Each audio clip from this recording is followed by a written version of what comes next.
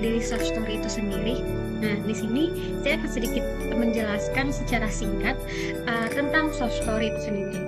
Nah, soft story adalah istilah yang sering digunakan dalam pembahasan tentang struktur gedung tahan gempa. Nah, soft story sendiri kalau diterjemahkan mentah-mentah ya artinya lantai lunak. Artinya apa? Apakah berarti ada juga istilah hard story?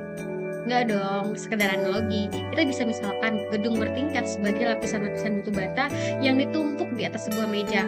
Nah, tiap lapisan batu bata itu mempresentasikan lantai gedung. Sementara itu, ada tumpukan batu bata lain, tapi di tengah-tengah tumpukan tersebut ada satu lapisan yang batu batanya mempunyai rongga yang cukup besar di dalamnya. Nah, seperti gambar yang di samping ini adalah contoh kasus kegagalan bangunan saat gempa di Padang beberapa tahun lalu. Lihat kan? Bahwa memang kurang direncanakan dengan matang sehingga membuat struktur bangunannya mudah runtuh karena memang tidak kuat. Saat terjadi gempa dia gampang roboh. Nah, kemudian ada proses keruntuhan soft story saat terjadi gempa. Yang pertama ada tinggi gaya geser. Saat terjadi gempa, gaya geser melintasi lantai soft story dan menimbulkan tekanan yang besar pada struktur. Yang kedua, lantai soft story patah. Gaya geser yang besar dapat menyebabkan patahnya lantai soft story, terutama pada bagian penghubung dengan lantai lainnya. Nah, yang ketiga ada penghancuran struktur.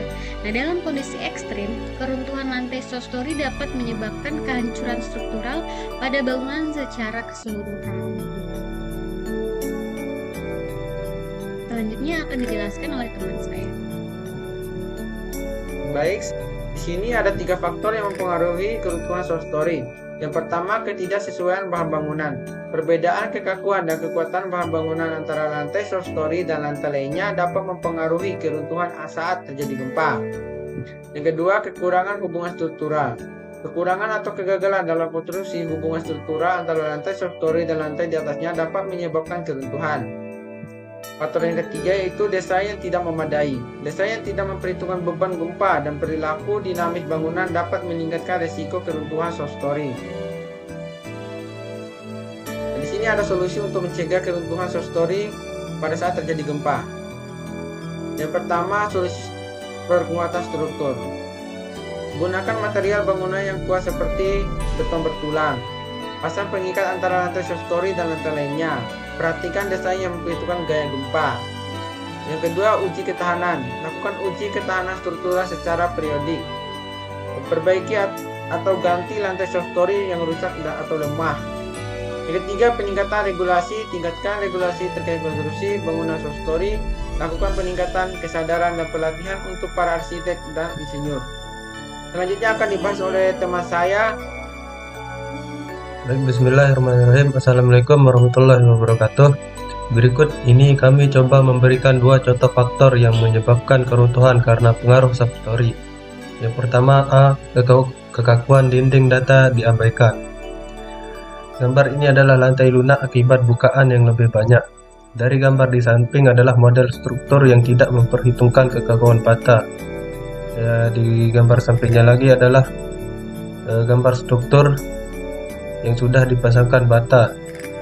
Akibatnya dari lantai 2 sampai lantai atas itu adalah lantai-lantai yang menjadi lebih kaku karena pemasangan dinding bata yang cukup memberi kontribusi kekakuan pada struktur. Di lantai bawah itu adalah kekakuan lantai paling bawah berkurang karena lebih banyak bukaan.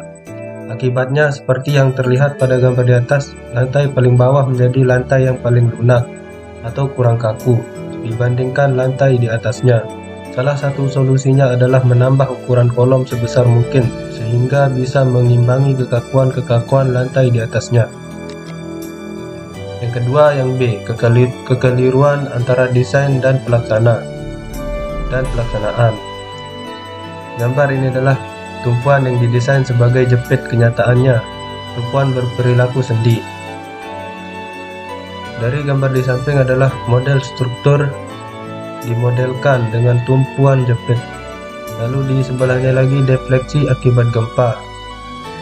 Sebelahnya lagi tulangan di sini didesain terhadap momen M1.